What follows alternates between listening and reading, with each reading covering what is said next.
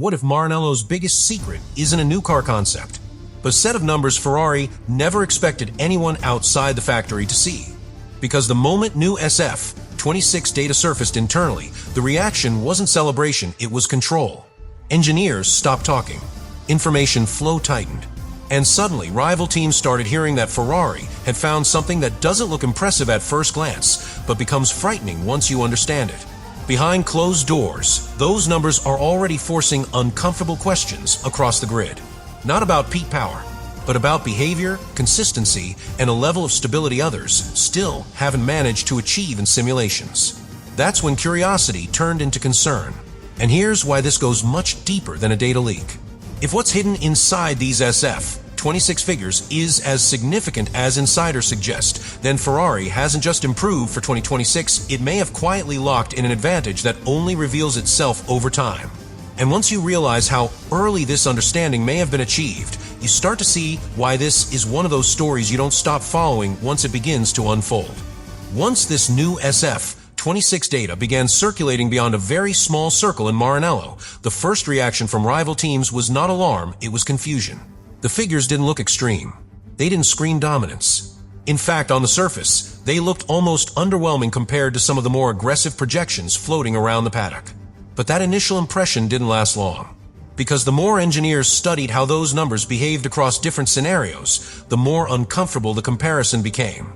Ferrari's data wasn't impressive in isolation, it was unsettling in context. What immediately stood out was how little the SF-26 power unit seemed to degrade as conditions changed. Temperature swings, load variations, energy deployment cycles, all the areas where rivals are seeing volatility appeared unusually flat in Ferrari's internal models. That flatness matters, not because it delivers instant lap time, but because it removes uncertainty. And uncertainty is what slows development more than any regulation ever could. A stable baseline allows every department to push harder without fear of triggering a chain reaction elsewhere in the car. Inside rival power unit programs, this sparked a very specific concern. Most teams are still compensating, balancing aggressive solutions with layers of protection. Ferrari's data suggests far fewer compensations are needed. That implies something fundamental has been solved at an architectural level, not patched, not optimized around, but genuinely understood. And once an architecture is right, everything built on top of it becomes easier, faster, and cheaper to improve under the cost cap. There's also a growing belief that this data reflects a deliberate development strategy rather than a lucky breakthrough. Ferrari appears to have prioritized behavioral predictability over headline performance targets. That choice doesn't generate headlines. It generates confidence. Confidence that the system will behave the same way on lap 5 as it does on lap 50. And in modern Formula One, where race management often decides outcomes more than raw speed, that kind of confidence quietly wins championships. What makes this especially significant is Ferrari's recent history. For years, Maranello has been criticized for volatility, fast on paper, fragile in execution. The SF-26 data suggests a philosophical reversal. Instead of pushing the limits early and paying the price later, Ferrari seems to have built inward first, accepting restraint now, in exchange for control later. That kind of shift doesn't happen by accident. It points to a deeper organizational alignment that rivals are only just starting to notice. From a strategic perspective, this puts Ferrari in a position it hasn't occupied for a long time. They don't need to chase others. They don't need to react aggressively to every rumor or projection. If this data is representative, Ferrari can afford to let others expose weaknesses while it refines a platform that already behaves the way engineers want it to. That patience is powerful because it forces rivals into riskier decisions just to keep pace. And this is why the SF-26 data has become such a sensitive topic. Because it doesn't answer the most important question yet. It raises it. How much performance Ferrari has chosen not to unlock at this stage? If this level of stability is the foundation rather than the ceiling, then what we're seeing now may only be the opening act. And if that's true, the biggest secret to come out of Maranello won't be the numbers themselves. It will be what Ferrari decides to do with them once the rest of the grid realizes just how late they are to the same understanding. As engineers across the grid continue to quietly dissect what little they know about this SF-26 data, the conversation has begun to move in a more unsettling direction.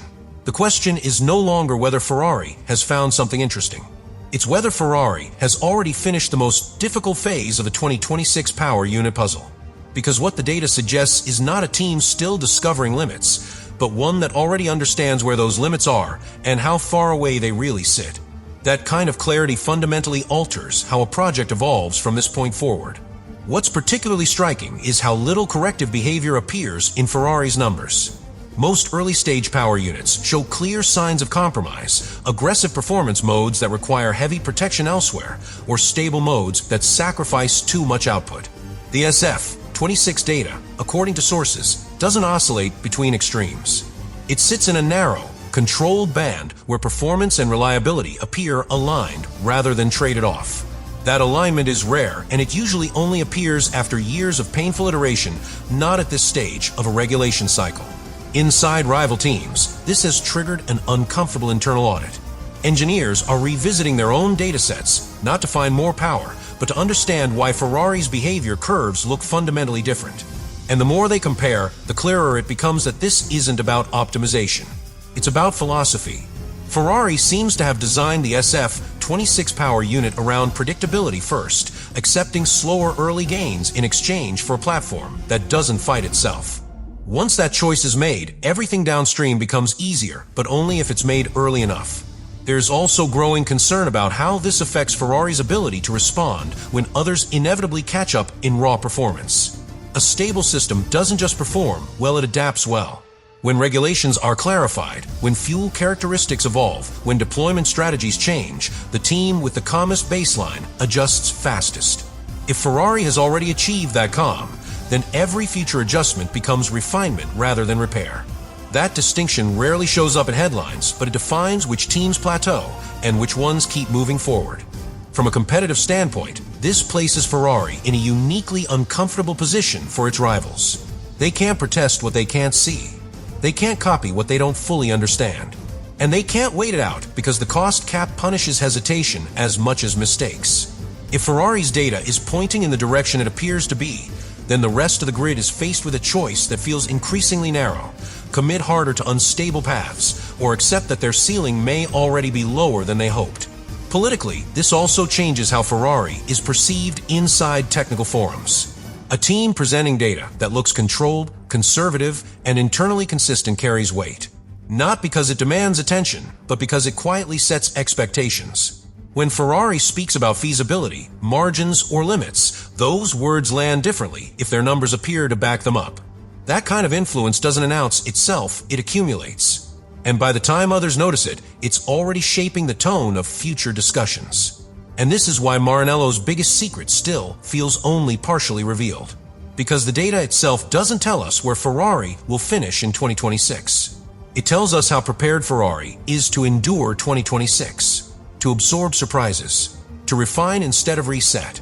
If that endurance proves real on track, then these early SF-26 figures won't be remembered as an impressive leak. They'll be remembered as the quiet moment when the rest of the grid realized Ferrari wasn't chasing the new era anymore. It was already building the conditions to control how that era unfolds. As the implications of this SF-26 data sink in, a more unsettling possibility begins to take shape inside rival factories. Ferrari's numbers don't just suggest readiness, they suggest anticipation. As if the power unit was designed not only for the regulations as written, but for how those regulations are likely to evolve once racing exposes their weaknesses. That kind of forward thinking isn't accidental. It requires confidence in first principles and the willingness to ignore short-term noise. If that's what Maranello has done, then the SF-26 isn't simply compliant, it's positioned ahead of the regulatory curve. What's particularly striking is how resilient this concept appears when pushed beyond nominal conditions. Early stress testing reportedly shows behavior that degrades linearly rather than catastrophically. That matters enormously. Most hybrid systems don't fail gradually, they fall off a cliff. A power unit that gives engineers warning instead of surprises allows them to manage risk rather than react to it. Over a season, that difference translates into fewer compromised weekends and more controlled performance trajectories. Inside rival teams, this has triggered a quiet acknowledgement of something uncomfortable. Even if Ferrari's raw performance isn't superior on day one, its operational envelope might be. Wider margins mean more freedom in race strategy, more tolerance for changing track conditions, more flexibility in how aggressively drivers can be pushed. Those advantages rarely show up in qualifying gaps, but they decide championships when pressure mounts and options narrow. There is also increasing attention on how this engine philosophy influences Ferrari's error rate. A stable system reduces the number of forced decisions. It lowers the frequency of high-risk calls. It makes performance repeatable rather than fragile. In a sport where championships are often lost through small, cumulative errors rather than outright pace deficits, that repeatability is priceless. Rivals are beginning to fear that Ferrari's true advantage may be consistency disguised as restraint. From a long-term development perspective, the SF-26 data hints at something even more powerful, a concept that tolerates change gracefully. As fuel formulations evolve, as software models improve, as aerodynamic dependencies shift, a calm power unit adapts without drama. That allows Ferrari to evolve continuously rather than in disruptive steps. Under a cost cap, that smooth evolution is often the deciding factor between contenders and champions. Politically, this places Ferrari in a subtly influential position. A team that demonstrates control rather than volatility shapes expectations inside regulatory and technical discussions. Not by demanding concessions, but by setting examples. When Ferrari argues for caution or feasibility, its data-backed composure lends weight to its voice. That influence doesn't make headlines, but it quietly affects how future clarifications are framed. And this is why Maranello's biggest secret still feels incomplete. Because the data doesn't shout dominance. It whispers inevitability. It suggests a project designed to stay competitive regardless of how the early part of the 2026 era unfolds. If that proves true once cars hit the track, these SF-26 figures won't be remembered as a leak. They'll be remembered as the moment the paddock realized Ferrari wasn't gambling on the new regulations. It was calmly positioning itself to outlast everyone else who was. As teams continue to digest what these SF-26 figures imply, a deeper anxiety is beginning to take hold, one that has nothing to do with Ferrari being fast and everything to do with Ferrari being comfortable. Comfort at this stage of a regulation cycle is rare. Most teams are still dealing with volatility, chasing correlations that refuse to settle. Ferrari's data, by contrast, suggests a project that has already found its rhythm. That doesn't mean it's finished. It means it's no longer fighting itself. And a project that stops fighting itself early gains an enormous advantage in how efficiently it can move forward. What's especially unsettling is how this comfort changes Ferrari's tolerance for risk. Teams operating on fragile foundations are forced into binary choices: push hard or protect aggressively. Ferrari appears to be operating in a middle ground where progress doesn't require gambling. Updates can be layered on cautiously. Aggressive ideas can be tested without threatening the whole system. That flexibility is a direct product of early stability, and it allows Ferrari to explore options others simply can't afford to consider this late in the cycle. Inside rival organizations, there's now an emerging fear that Ferrari's biggest gain isn't pace, it's optionality.